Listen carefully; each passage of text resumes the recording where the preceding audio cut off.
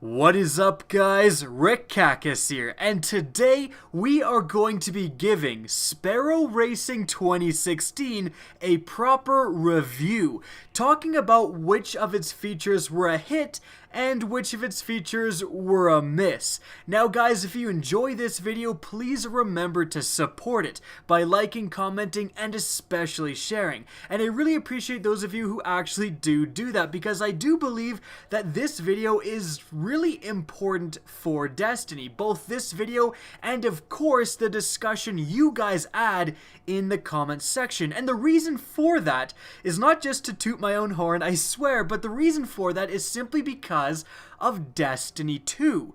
Bungie is going to be, I guarantee, really looking at the community reception and feedback that Sparrow Racing 2016 is getting. And again, that's because of Destiny 2. I wouldn't be surprised if we see Sparrow Racing as a game mode right out of the get-go with Destiny 2.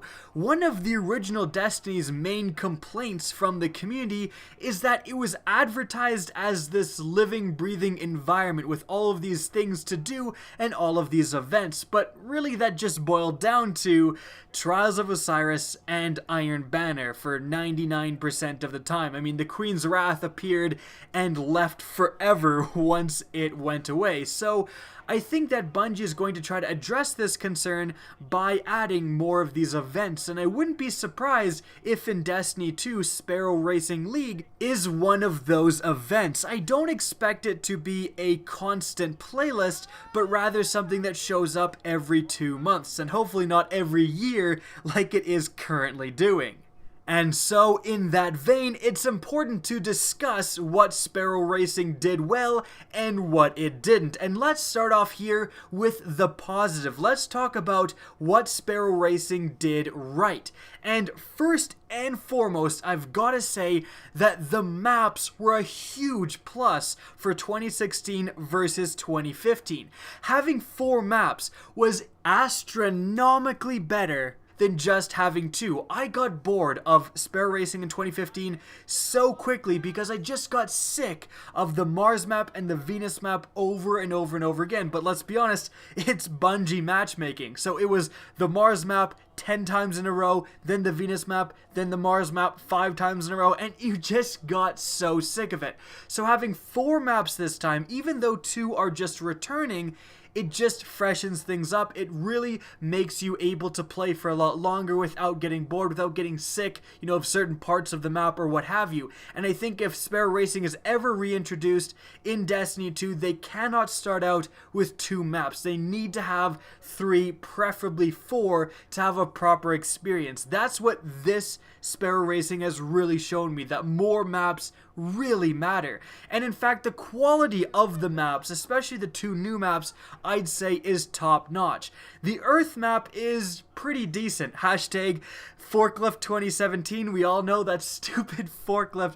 Man, that has gotten me killed and lost me so many races. In any event, that Earth map is pretty decent. I'd say that is one of the better ones, but the Mercury map is really something I enjoy, and I think it's definitely my favorite map, and here's why. I think the Mercury map really accentuates player choice. All of the maps in Sparrow Racing, and I'm glad that Bungie did do this, do have certain areas where you can choose to go, over top of something or underneath something, and you'll see, your team split up, or whoever you're racing against split up, some people going over top, some people going underneath. The Mercury map really is the best at this. Firstly, of course, you have to choose between going through which portal. At the very end of the map, you can go right or left, and that's going to differentiate, how you succeed. And I think it's really cool to have to choose. You can kind of choose which way to go based on where everyone else is going. Do you want to go to the right portal, but that's where all of your opponents seem to be heading, so veering off to the left may be the better decision. Even though it costs you half a second to go off course, you're not going to be bumping around other opponents. So I love that player choice. And the rest of the map, like, there's that big open desert area that gives players a ton of opportunity to just do whatever they want to do. There's really no wrong path to choose in that area, and each player will choose their own path often, and people people don't bunch up as much because everyone's trying to go around the pillar a different way or go around debris certain ways, and I really do like that. I love maps that give the choice to the player and let you be on top of things and really choose which route to take. Now moving on, another pretty big positive, at least in my mind, is the addition, or I shouldn't say addition, but incorporation of the holiday kiosk with this event. Now, when you get new Sparrow Racing gear, like, I'm excited to get new Sparrow Racing gear because I'll get it, I'll look at it and say, wow, cool, and instantly delete it most of the time because I know it just goes to that kiosk. And I can change characters or go to an alt or whatever and put on an entire Sparrow Racing getup without having to worry about it taking up constant space in my inventory and vault. So the holiday kiosk, I think, was a great addition. I was very worried, you know, before the Dawning came out about how all of this new Sparrow Racing gear would impact vault space, which is still an issue in the game, but the holiday kiosk really has, in essence, solved, you know, the issue just with the Sparrow Racing gear specifically. But I'd say that the biggest positive of Sparrow Racing is that it's just fun. When you get a bunch of friends together and play Sparrow Racing League, it is a ton of fun. I've played it on stream a few times and it's been a blast. Like, I'm laughing my ass off. A bunch of people are laughing and getting mad at each other, you know, for overtaking them and screaming and doing all this stuff, and it is a lot of fun when you can get your friends together. The negatives, however, and this is our transition, kind of coincide with when you don't view Sparrow Racing as just having fun, like as a casual game mode, and you start to take it more seriously. When you try to actually be competitive in Sparrow Racing League, that's where the problems really start to come out of the woodwork. First and foremost, it has got to be the physics. The Sparrow Racing physics, or the physics involved with, you know, racing sparrows in Destiny, is comparable to one of those demolition derby games that came out in the early 2000s. It is beyond terrible. We have all experienced this. Like, unless you're a fanboy in complete denial, we have all experienced where someone is right next to you and you're right next to someone and somehow they just touch you and your sparrow just flies out of the way of a barrier, or you hit a flat wall and just lose all momentum, or you land on something, apparently a pebble, and you just completely dump all your momentum, or you blow up, or who knows what happens. I gotta outrun a rage sparrow is the thing. Ah! No! What? You got this, I forced that. But there is just the weirdest stuff that goes on in Sparrow Racing because of physics. Now again, when you're taking this casually and just having fun, this stuff doesn't really bother you as much. But if you're actually trying to win, if you're really trying to get in first place, this stuff really matters.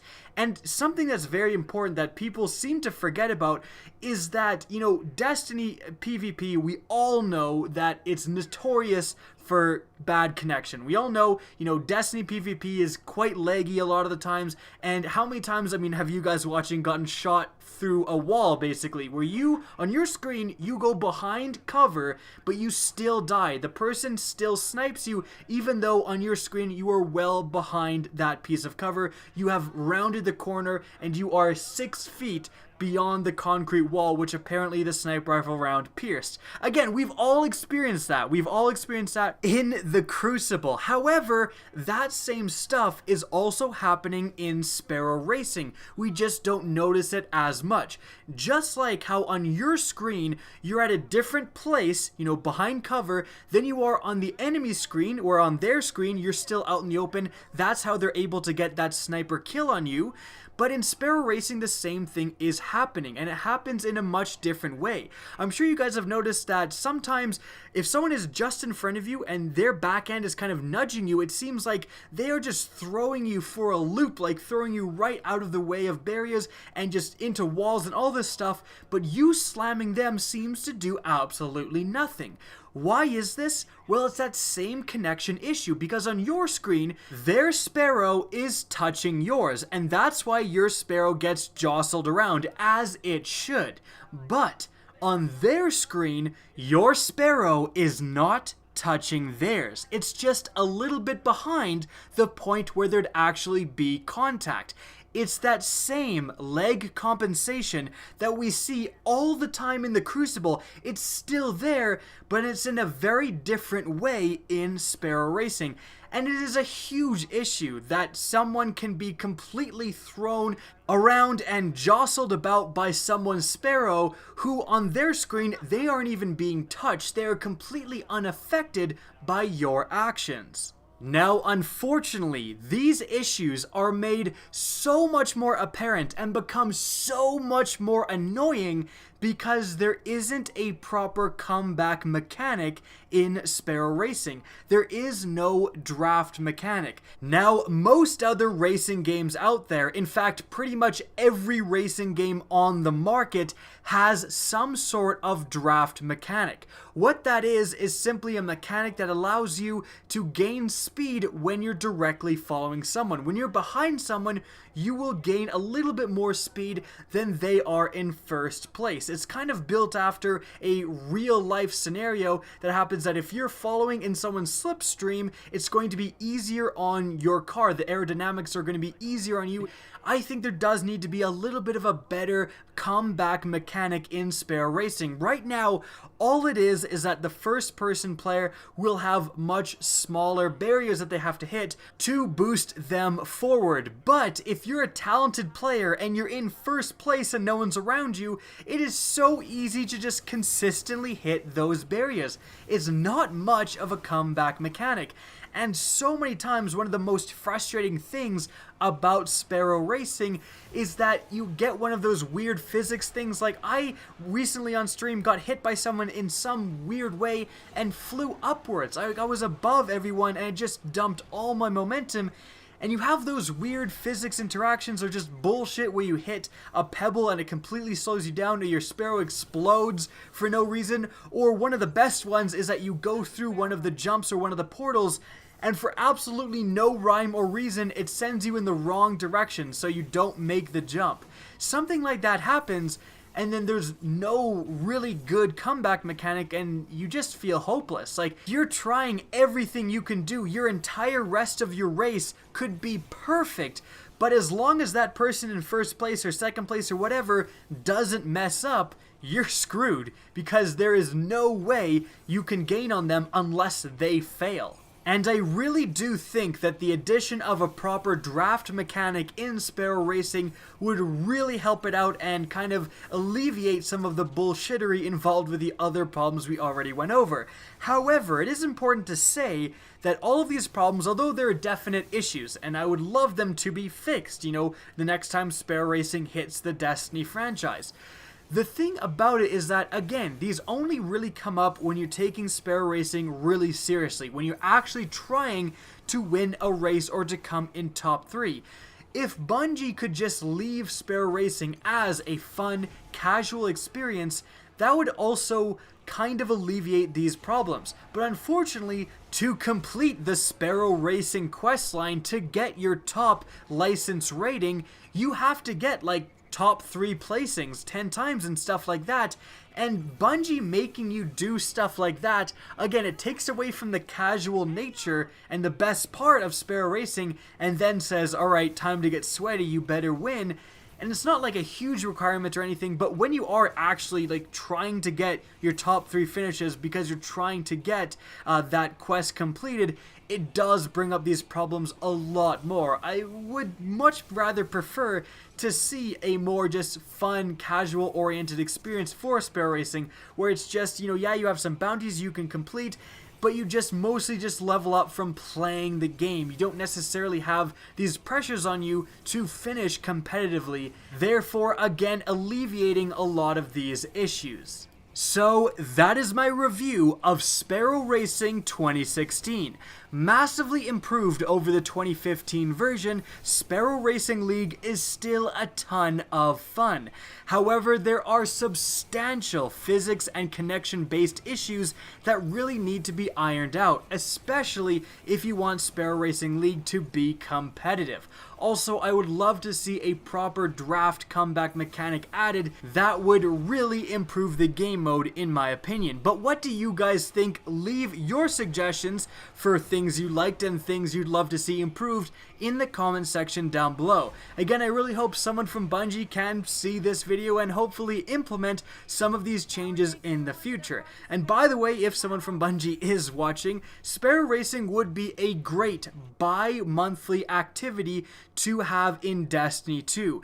Not everything is cutthroat PvP, win 9-0 in trials, or win your matches in Iron Banner. It's nice to have a more casual friendly, a more fun experience brought back every once in a while, and that's something that I think Destiny 2 would definitely benefit from.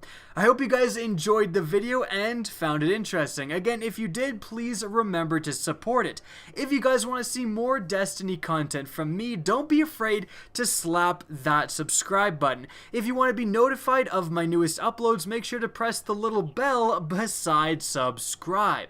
If you guys want to get in touch with me and keep up to date with the latest channel activity, the best way is to follow me on Twitter at RickCacus. That's linked in the description down below, as is my Twitch channel, which you can also follow. Again, I hope you enjoyed the video, and as always, have a good day.